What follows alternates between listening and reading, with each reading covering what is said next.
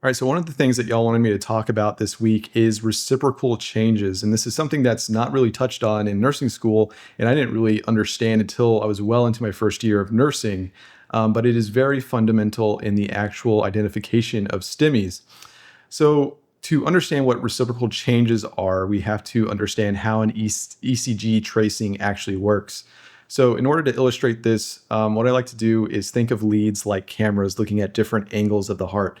Now, these aren't real leads. These are just ones that are made up just to illustrate this point, but they are looking at two different angles of the heart, this one coming from the top, this one coming from the bottom.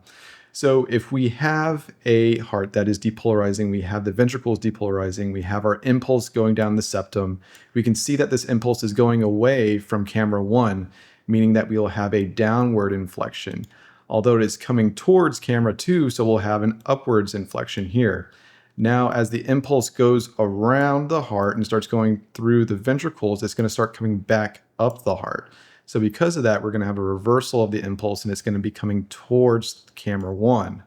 So now we're going to have that positive impulse for camera 1, but now it's going away from camera 2. So we're going to see that negative deflection here. So this is how you get your QRS complex and why one might be positive, the other one might be negative. It's just because we're looking at different angles of the heart.